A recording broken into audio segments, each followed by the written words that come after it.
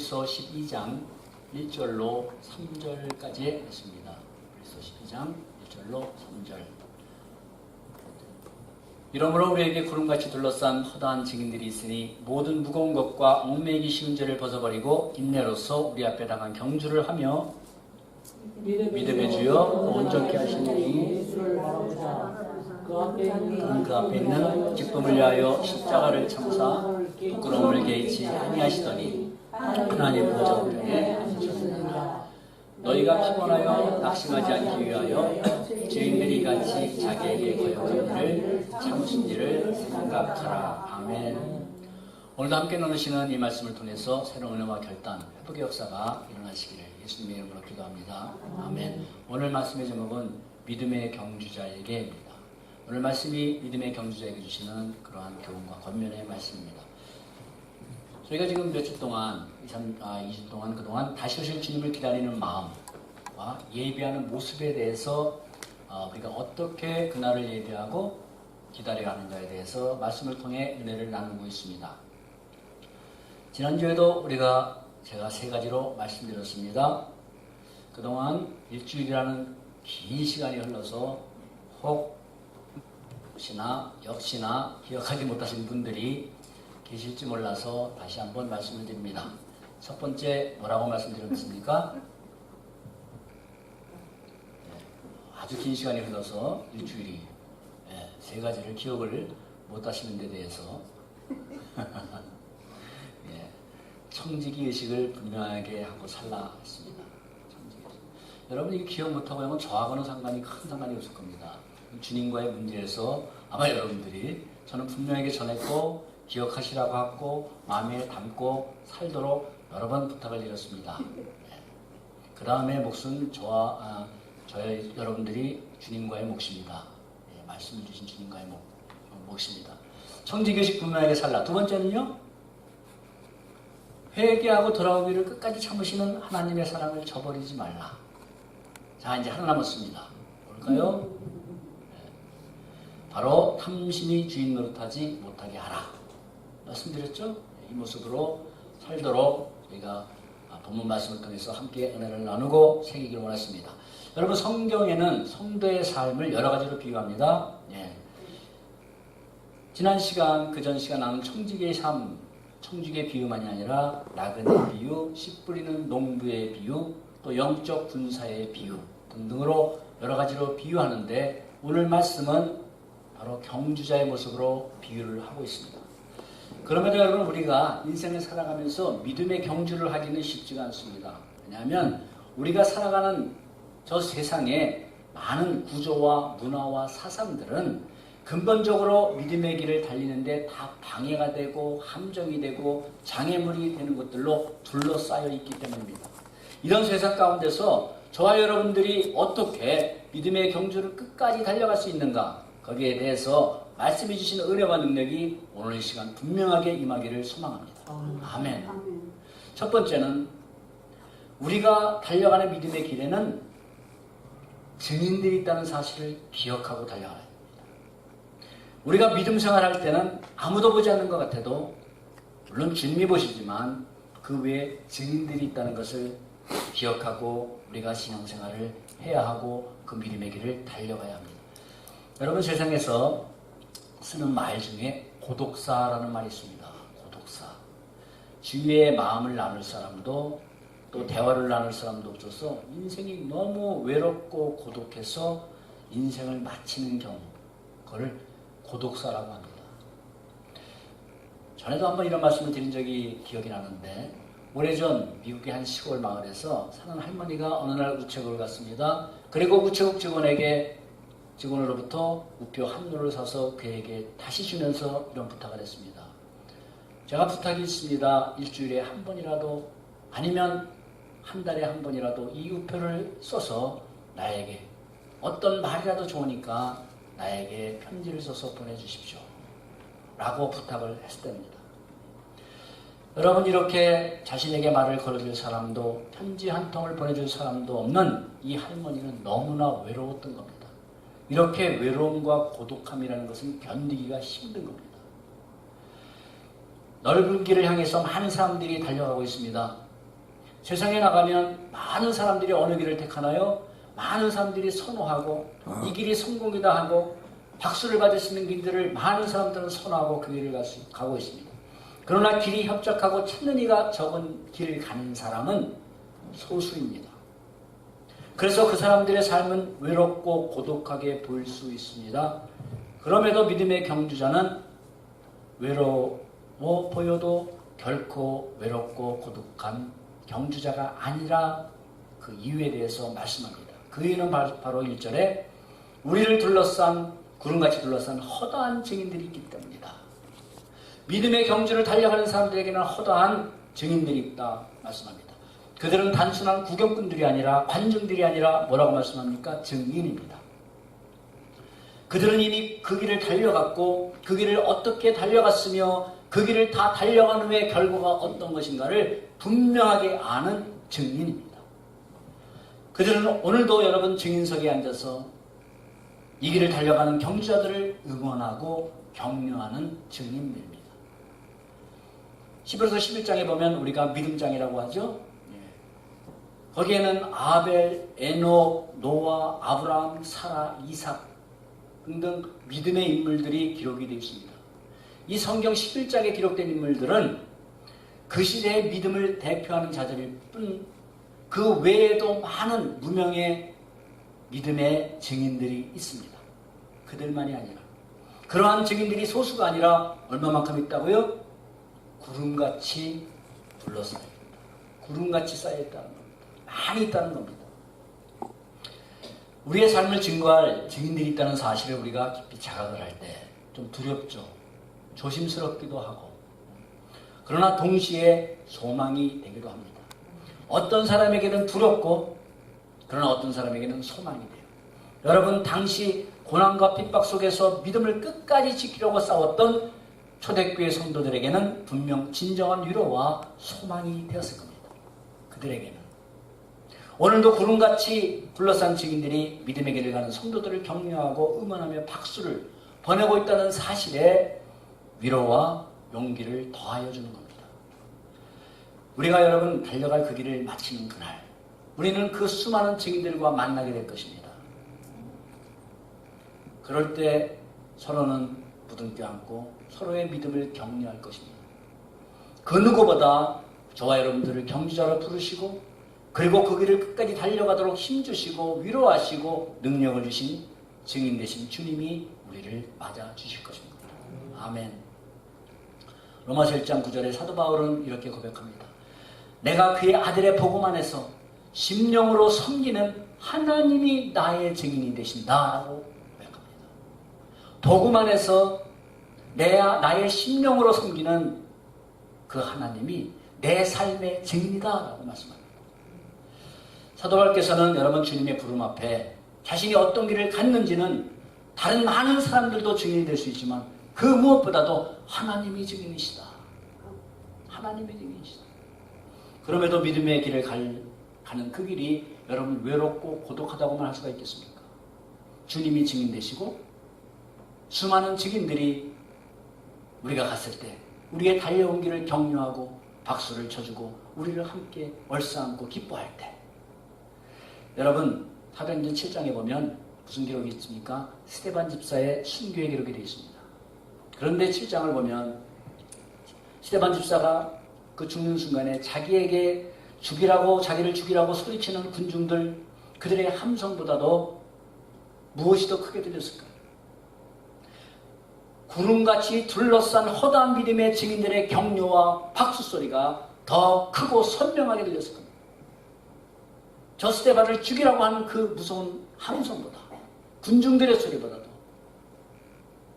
스데반을 기다리고 있는 수많은 증인들이 힘내라고 곧 우리와 만날 거라고 곧 주님과 만날 거라고 응원하며 하는 박수소리가 더 선명하고 크게 들리지 않았을까요? 여러분. 그래서 여러분 마지막 순간에 스데반 집사가 본 게 무엇입니까?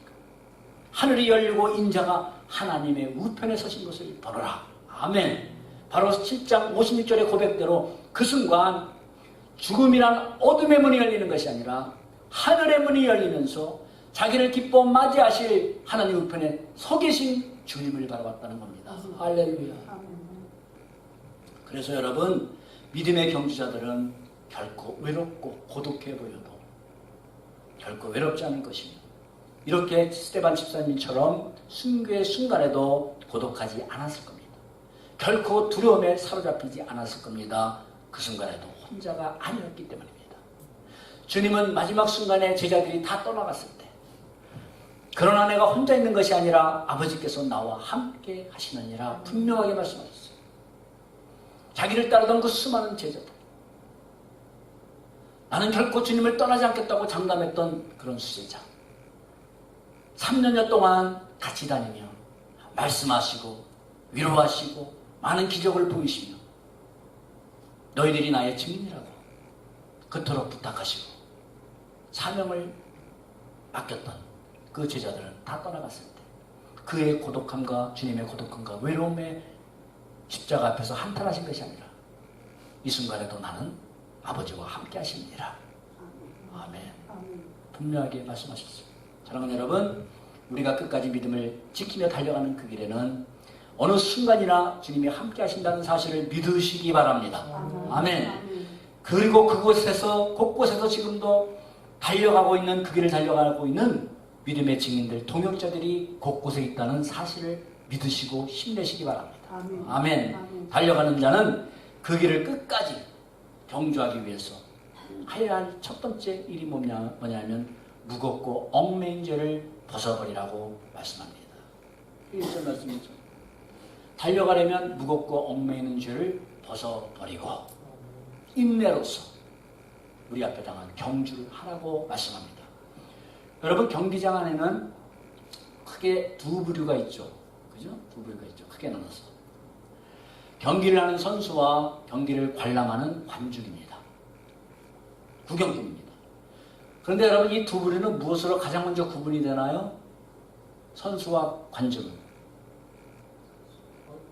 그렇죠. 무엇을 입고 있느냐?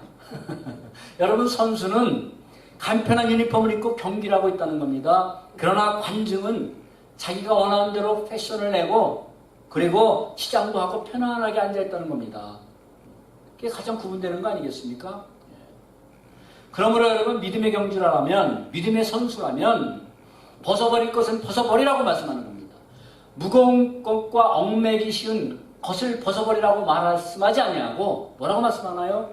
무거운 것과 얽매기 쉬운 죄를 벗어버리라 말씀합니다. 무거운 것과 얽매인 것이 죄라고 분명하게 말씀합니다. 그렇다면 여러분, 이 무거운 것과 얽매이는 것의 공통점이 무엇일까요? 무거운 것을 찌든 뭐가 나를 얽매어 있든 공통점은 믿음의 경주를 달려가지 못하게 한다는 거죠. 여러분, 달리기 선수가 싸랑가마니 들이고 달리기 하는 사람하고 간편한 입고 아무것도 안 지고 하는 사람하고 누가 달려가겠습니까? 그렇겠습니까? 발목에 쇠사슬에다가 이만한 쇳덩어리를 달고 있는 사람하고 그냥 나이키 런닝화를 샤프한 거를 신고 달리는 사람하고 여러분, 누가 달려갈 수가 있겠습니까? 공통점은 뭐냐면 믿음의 걸음을 걸을 수 없고 달릴 수 없도록 만든다는 그것이에요. 그러므로 여러분, 그것이 죄라는 겁니다. 성경은 분명히 이것을 죄라는 거예요. 그러므로 여러분, 세상을 살아가는데 필요한 것일지라도 유익한 것일지라도 그것을 향한 과도한 애정과 집착으로 인해서 믿음의 전진을 하지 못하게 하는 것이라면 그것이 무엇이든 간에 무거운 것이고 얽매이는 죄인 줄 믿습니다. 네. 그게 죄라는 거예요. 세상에 필요합니다. 그리고 유익합니다. 이걸 가지면. 그럼에도 불구하고 그것 때문에 내가 주님 앞에 나아가고 달려갈 길을, 사명의 길을 달려가지 못하는데 지체하게 만들고 시간을 낭비하게 만드는 거라면 그것은 성경은 분명히 죄라고 말씀하는 겁니다. 물질과 명예와 권세가 그 자체는 죄가 아니에요. 부자는 다 죄인입니까? 아니죠. 명예 있고 여러분 지식 많고 권세 있는 사람이 죄입니까? 아닙니다.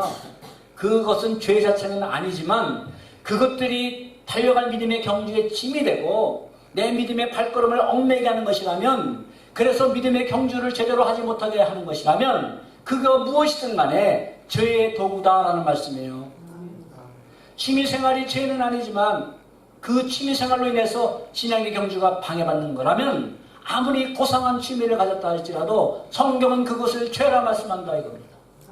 세상에서는 그건 당연히 죄라고 말씀 안 하죠. 그걸 죄라고 안 하면 이상한 사람 됩니다. 그러나 성경은 분명히 무겁고 얽매이는 죄라고 말씀합니다.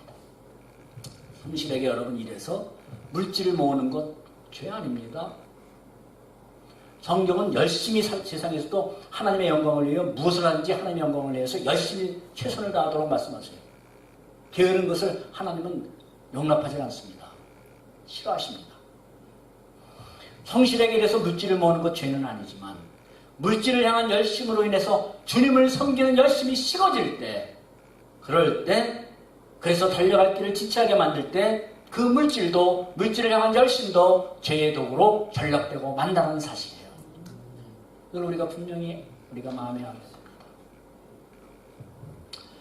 그래서 사도 바울은 빌립보서 3장 7절 8절에 그러나 무엇인지 내게 유익한 것을 내가 그리스도를 위하여 해로 여기고 또 해로 여길 것은 내 주 예수를 아는 지식이 가장 고상함이니라. 아멘. 무엇이든지 내게 유익했어요. 바울이 소유했던 것들을 해로운 것들이라고 그는 말씀하지 않습니다. 유익했다고 말씀합니다. 그러나 이제는 왜 해로운 것이라고 말씀하나요? 유익했던 것이 갑자기 해롭게 무슨 바뀌어서 그게 그 자체가 바뀌어서 그렇습니까? 그러나 이제는 예수 그리스도가 내 인생의 이유와 목적이 되고 그 길을 향해 달려가려고 하니까 자기 인생에 이익을 주더던 그런 가문이나 지식이나 율법적인 열심, 그 모든 것들, 명예, 이런 모든 외부적인 것들이 이제는 더 이상 자기 인생에 이익을 주는 자랑거리가 되지 못한다 이 말씀이에요.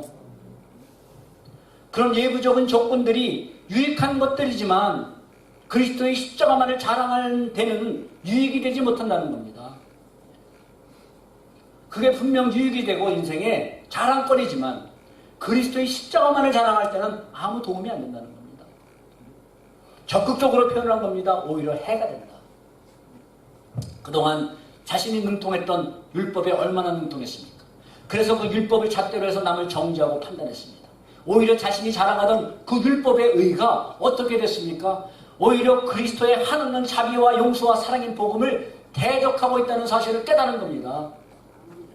율법의 대가였습니다. 율법에 흠이 없다고 했습니다. 그래서 자기 율법의 의로 다 정죄하고 판단하고 그래서 예수 믿는 자들을 잡으러 가고 그랬습니다. 그런데 뭘 깨달았나요? 그 자기가 믿었던 율법의 의가 복음을 대적했어요. 죄인을 사랑하시고 율법을 지키지 못할지라도 애통하는 자들을 사랑하시고 자비를 베푸시고 용서하시는 그 그리스도의 사랑, 그 복음을 대적하는 결과를 깨달은 겁니다. 여러분 오늘날에도 우리가 이런 경우가 될 수가 있어요. 그러므로 여러분 우리가 주님을 겸손히 향해서 섬기며 살아가는 길에 짐이 되고 나를 교만하게 만드는 것이라면 그것이 무엇이든지 미련 없이 벗어던져야 됩니다.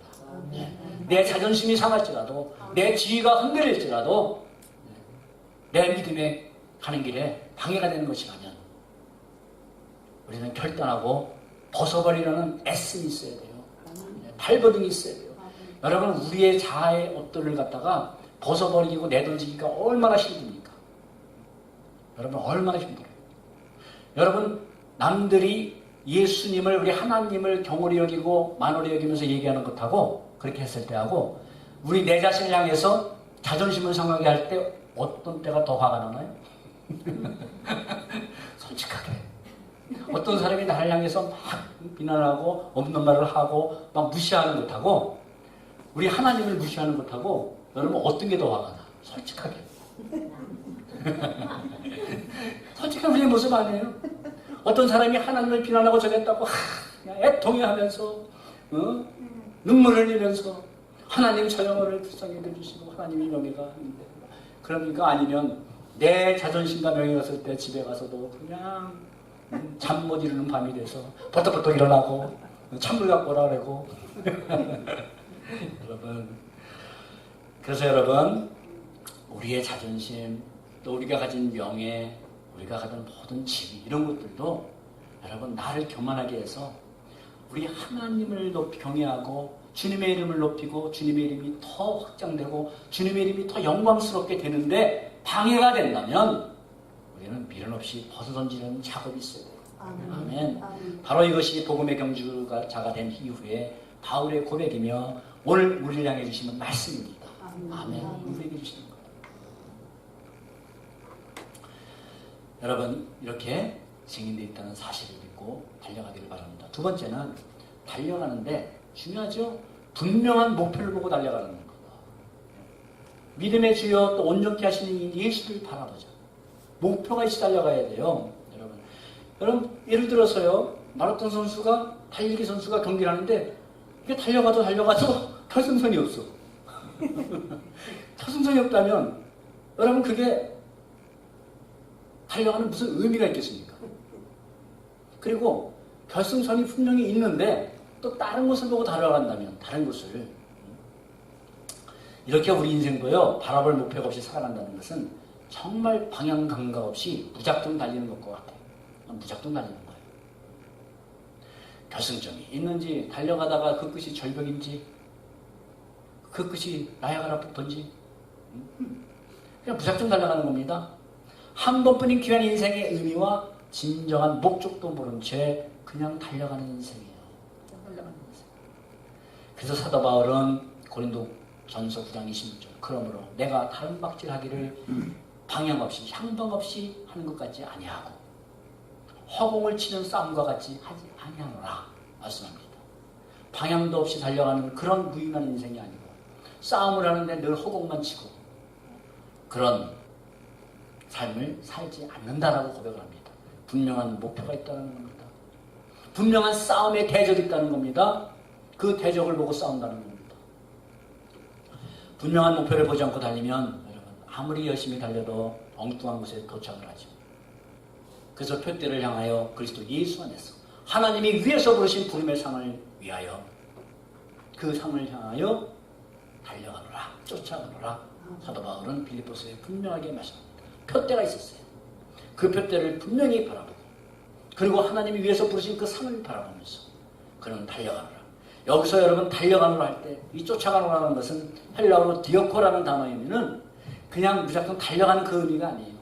이 단어의 디오코라는 단어의 의미 속에는 달려가는 그 삶 속에 바로 현실의 삶 속에 헌신과 충성이라는 담겨있다는 그 의미가 있습니다. 헌신과 충성. 달려가는데요, 그 달려가는 그 속에 뭐가 있어요? 헌신과 충성. 우리의 삶 속에서 주님을 향해서 달려가는 믿음의 삶 속에는 뭐가 있어야 돼요? 헌신과 충성. 이게 바로 믿음의 길을 달려가고 있다는 겁니다. 저와 여러분들이 믿음의 길 달려가고 있습니까? 예라고 우리가 말씀할 수 있죠. 신앙생활하고 있으니까 단편적으로. 그렇다면 그 달려감 속에 하나님을 향한 충성과 헌신이 담겨 있습니까? 그게 바로 달려감입니다. 하나님을 향하여 달려감입니다. 바로 이 모습이 분명한 목표를 보고 믿음으로 달려가는 모습이에요. 그러므로 여러분 달려가는 외적인 모습은 다 같을 수가 있어요. 그렇지만 누구를 바라보고 무엇을 목적으로 하고 어떤 모습으로 달려가는 것은 매우 중요합니다. 왜냐하면 그 결과는 완전히 다르기 때문에. 우리가 신앙생활을 하는데 누구를 바라보면서 합니까? 무엇을 목적으로 합니까? 그리고 또 중요한 것은 어떻게 우리가 신앙생활을 하고 있는가.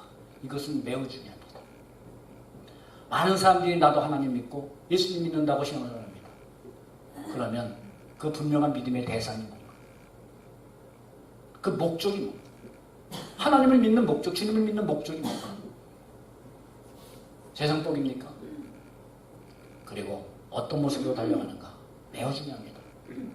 그렇다면 오늘 말씀은 분명하게 바라보고 달려갈 목표가 바로 말씀하죠. 2절에 믿음의 주요 온전케 하시는 예수를 바라보자.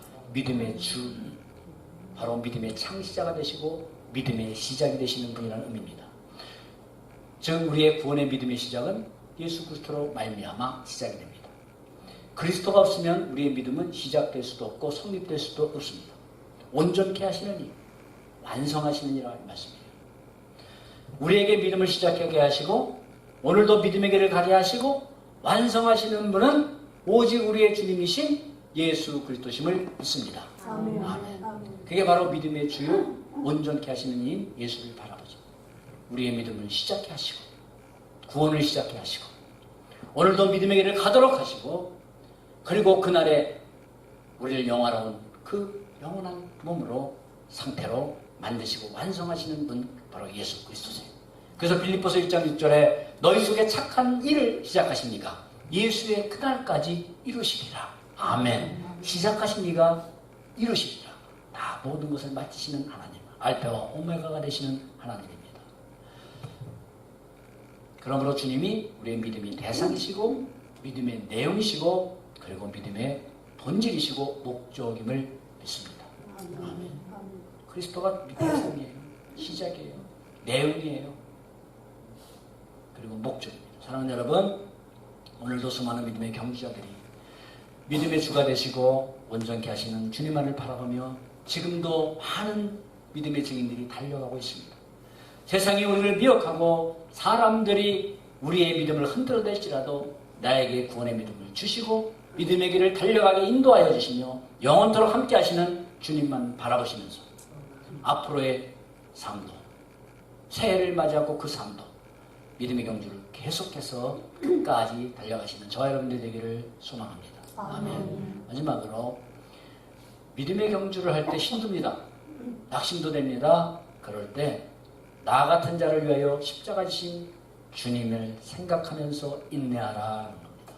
우리 3절 말씀 보겠습니다. 우리 다 같이 한번 마음에 새기며 읽을까요? 시작.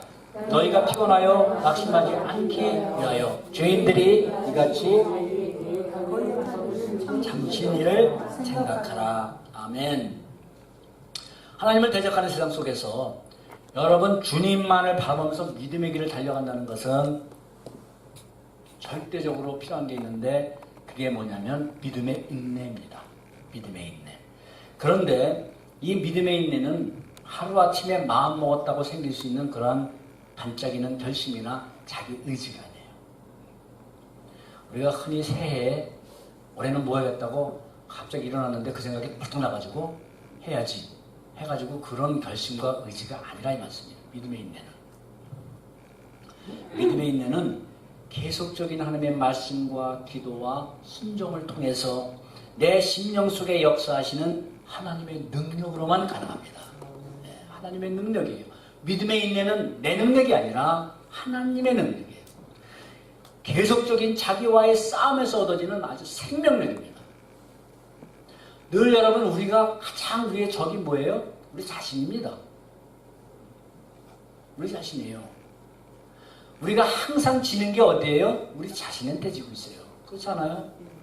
이렇게 해야지 하는데 나도 모르게 불쑥 나오는 우리의 자아가 있습니다. 기질이 있습니다. 다듬어지지 않은 기질이 있어요. 나의 아집과 고집이 있어요. 그럼에도 그것을 내려놓기가 우리는 가장 힘듭니다. 그래서 주님의 제자들에게 나를 따라오라고 할 때 가장 먼저 요구한 게 뭐예요? 자기를 부인하고. 그게 가장 어렵기 때문에요. 여러분 누구나 동일합니다. 이것은. 우리 스스로의 의지와 힘으로는 끝까지 이 길을 갈 수 없는 연약한 존재이기 때문에 낙심이 되고 포기하고 싶을 때마다 후퇴하고 싶을 때마다 주저앉고 싶을 때마다 주님이 나 같은 자를 위해서 십자가에서 당하신 그 고난 그것을 생각하면서 다시 그 은혜를 회복하라는 말씀입니다. 주님이 고난의 십자가에서 그 너머의 기쁨을 보고 참으셨던 것처럼 주님이 십자가를 당하실 때 말할 수 없는 고난이지만 이 십자가의 고난 너머에 하나님의 기쁨, 할렐루야. 하나님이 자기 백성을 구원하시기 위한 그 하나님의 영광과 기쁨을 바라봤기 때문에 주님이 참으셨던 것처럼 우리가 이뻐서 참은 게 아니라 내가 이 십자가를 진 후에 하나님께서 만세전부터 계획하신 하나님의 지혜와 그 비밀 그것을 이루어할 때 그에게 명서서 잃어버렸던 하나님의 백성들을 다시 찾아서 자기 백성을 찾아서 하나님 나라가 회복되는 그 하나님의 계획에 그것을 이루어지는 것을 바라보면서 우리 주님이 십자가의 고통을 참으셨던 것처럼 우리도 살아가면서 힘들고 어렵고 낙심을 갈 때 이렇게 내가 믿음 생활 해봐야 얻어지는 게 뭔가? 이 길을 갈 때 힘만 들고 자식들에게 잘 해주지도 못하고 남편과 아내에게 제대로 해주지도 못하고 누가 안아주는 것도 아니고 수많은 번민이 들어올 때 그럴 때 십자가 너머의 영광을 바라보시기 바랍니다. 아멘. 나를 통해서 하나님이 기뻐하실 영광을 한번 바라보세요. 내가 이 길을 다 통과한 후에 믿음을 지킨 후에 주님이 나를 칭찬하시며 나의 달려온 길을 위로하시고 달려오면서 흘렸던 눈물과 땀을 닦아주시는 그날을 한번 생각해 보세요. 그러면 우리는 일어설 수 있다는 겁니다. 아멘. 그래서 여러분, 세상의 경주는 누가 빨리 성공하느냐 빨리 달리느냐는 속도 경쟁입니다. 그렇죠. 여러분, 세상에서 70대 가지고 성공한 사람의 나온 인간 승리 스토리가 제대로 자주 나옵니까? 아니면 30대, 40대 젊은 나이에 이러이러한 것을 이루고 있는 그게 인간 승리 스토리로 나옵니까? 세상은 속도예요. 지금 모든 것이 빠르지 않습니까? 인터넷이고 다 속도입니다. 다 빨리빨리해요. 그러나 여러분, 신앙생활은 오늘 말씀에 경주에 비유한 것은 속도를 내라는 게 아니라 뭐예요? 인내입니다. 인내. 인내의 경쟁이라고 해도 과언이 아니에요. 야고보서 1장 3절에 이는 믿음의 시련이 인내를 만들어 내미라. 믿음의 시련이. 믿음의 길은 아예 그 자체가 시련이라고 말씀하는 겁니다. 믿음의 길은 평탄하지 않다. 아예 시련이다. 믿음의 시련이. 믿음의 길을 가면 아예 그거 고난이다. 그러므로 여러분, 믿음의 경주를 끝까지 완주하느냐 중도에 포기하느냐는 바로 믿음의 인내가 좌우하는 겁니다. 아브라함에게 여러분, 자식을 언제 주겠다고 하나님께서 날짜를 좀 못 박아주셨으면 아브라함은 제 생각에 어떻게라도 그날까지 참았을 거예요. 그러면 이스마엘은 나오지 않았을 겁니다. 그렇죠. 10년이 됐든 20년이 됐든 그날에는 분명히 줄 것이라고 날짜를 못 박아주셨으면 아브라함 정도의 믿음이면 분명히 참았을 겁니다. 그런데 이게 세월이 가고 해도 기미도 안 보이고 도대체 하나님이 말씀을 하신 것 같은데 그 말씀은 희미해지고 앞에 상황을 보니까 빨리빨리 애를 낳아야 될 것 같고 가문을 이어가야 될 것 같고 여러분, 바로 아브라함은 무엇에 실패했나요? 믿음의 인내에 실패합니다. 믿음의 인내. 야고보서도 우리에게 말씀하죠. 우리 다 같이 한번 볼까요? 시작. 그러므로 형제들아, 주께서 강림하시기까지 길이 참으라. 보라, 농부가 땅에서 나는 귀한 열매를 바라고 길이 참아 이른 비와 늦은 비를 기다리나니 너희도 길이 참고 마음을 굳건하게 하라. 주의 강림이 가까우니라. 아멘. 아멘. 보세요, 이 말씀대로 세상의 농부도 열매를 바라보면서 씨 뿌리자마자 땅 팝니까? 씨를 뿌린 후에 이른 비, 늦은 비가 오기까지 인내하고 또 인내한다는 겁니다. 세상의 농부도. 그러므로 주님의 재림까지, 재림을 기다리는 성도라면 길이 인내하고 그 길이 힘들고 낙심이 될 때라도 그걸 이겨낼 수 있는 길을 하나님께서 분명히 말씀하셨고 이길 수 있도록 우리 안에 계신 성령님이 힘을 주시고 또 이길 수 있도록 하나님의 말씀의 능력을 주시고 이길 수 있도록 기도의 은혜의 자리로 하나님께서 부르시고 할렐루야. 그렇기 때문에 인내하라 하는 겁니다. 이런 믿음의 인내의 결과를 하나님은 약속하셨어요. 여러분, 하나님이 인내하라 할 때 하나님은 항상 인내해야 되는 근거를 주신다고 말씀했죠. 왜 인내를 해야 되는가. 그리고 믿음의 인내를 다 한 후에 하나님은 항상 결과를 말씀하세요. 성경을 보면. 근거와 결과를 안 주면 여러분, 저와 여러분들이 어떻게 인내를 하겠습니까? 그렇잖아요.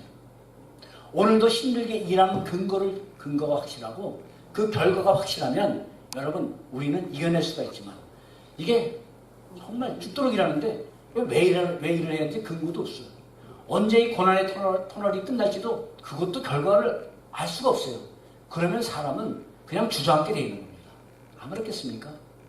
그래서 하나님은 이 믿음의 길을 달려가면서 근거를 분명하게 주셨고 결과를 분명하게 주셨습니다.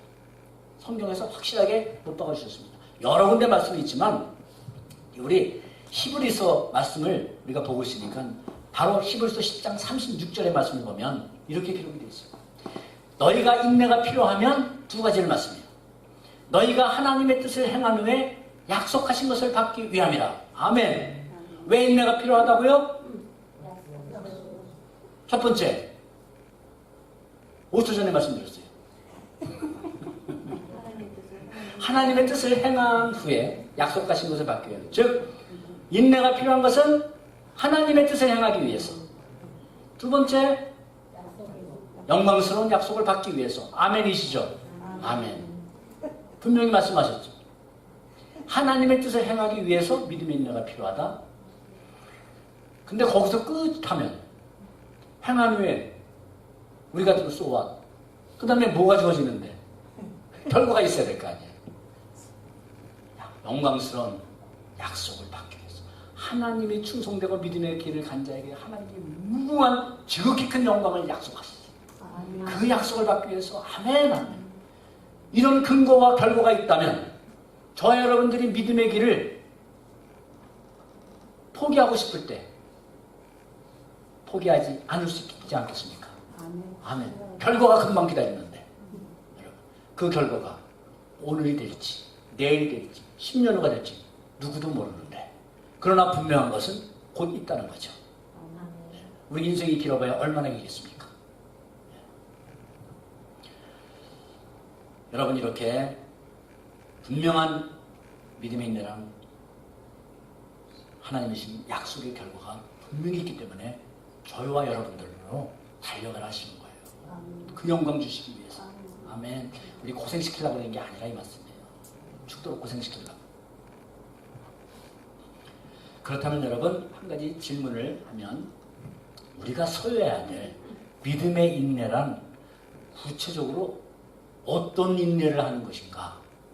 그냥 지어 믿습니다. 그냥 참는 겁니까? 구체적으로 성경에서 말씀하는 그것들이 다 부수적으로 다 모든 걸 인내에 포함이 되겠지만 성경이 말씀해 주는 것은 계시록 14장을 보면 성도들의 인내가 여기 있나니 그들은 하나님의 계명과 예수에 대한 믿음을 지키느니라. 아멘. 성도들의 믿음의 인내가 있는데 그 인내는 뭐냐면 첫 번째, 하나님의 말씀을 지키는 겁니다. 하나님의 말씀과 예수에 대한 믿음을 지키는 것이니라. 아멘. 분명히 말씀이 두 가지로. 이것도 여러 가지만 하면 우리가 기억 못하잖아. 이건 두 가지로. 기억하세요. 믿음의 인내 결과 두 가지 기억하시죠? 믿음의 인내는 뭔가 그냥 크게 두 가지 기억하세요. 하나님의 계명, 하나님의 말씀, 예수에 대한 믿음 지키는 것. 바로 여러분, 영적 싸움은 뭐냐면 이렇게 얘기할 수가 있어요. 이 두 가지를 지키는 싸움입니다. 이 두 가지를 끝까지 지키는 싸움이에요. 하나님의 말씀을 지켜 살아가는 싸움, 그리고 예수님 그리스도를 향한 믿음을 끝까지 지키는 싸움. 사단의 공격은 뭐예요? 하나님의 말씀을 버리도록, 하나님의 말씀을 따라 살지 못하도록 하는 공격과 예수 그리스도가 너의 그분만이 구원자냐? 예수 그리스도를 구원자로 하나님의 아들로 전능하신 하나님으로 믿지 못하게 하는 이 공격입니다. 이것을 끝까지. 초대교회도 그랬습니다. 이 공격이었어요. 초대교회 성도들이 왜 핍박받았나요? 예수가 그리스도라는 사실을 전파하지 않았으면 핍박받지 않았습니다. 안 받았어요. 예수 그리스도가 그리스도시며 예수 그리스도가 하나님의 아들이시며 부활하신 것을 전하지만 안 했으면 초대교회 제자들은 아무 핍박 안 받았습니다. 핵심에는 예수가 그리스도라는 사실을 분명하게 전했기 때문에 감옥에 가고 매맞고 십자가에 달려 순교했던 겁니다. 여러분, 이게 그 당시의 일만 같습니까? 아닙니다. 오늘날에도 오직 예수 그리스도만이 구원의 길이라는 것을 끝까지 지키고 나갈 때 아주 조롱도 받고 세상 말로 무슨 보수 이러면서 예. 지금 그렇지 않습니다. 지금도 핍박받습니다. 그리고 말씀을 이 세상에서 말씀이 이렇게 했기 때문에 말씀을 따라가는 삶 박수 쳐주나요? 아닙니다. 여러분, 이것이 바로 믿음의 인내입니다. 하나님의 말씀과 예수에 대한 믿음을 지키는 것.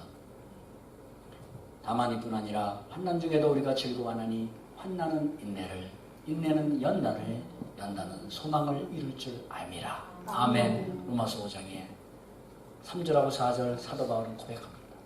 환난 중에도 우리는 즐거워한다. 그 이유를 말씀해요. 환난은 인내를 만들고, 인내는 나를 강하게 연단시키고, 내가 강하게 연단된 후에는 하나님의 소망을 더 굳게 붙든다라는 말씀이에요. 아멘. 믿음의 인내 얼마나 중요합니까? 사랑하는 여러분, 오늘도 수많은 믿음의 경주자들이 이 믿음의 인내를 가지고 나 같은 자를 구원하기 위하여 십자가 진 주님의 은혜를 가슴에 품고 심령에 품고 달려갈 길을 달려가고 있습니다. 많은 장애가 있습니다. 그럼에도 그들은 그 달려간 길에 만났던 고난과 어려움을 통해서 뭐가 됐나요? 인내가 생기고 연단이 됐습니다.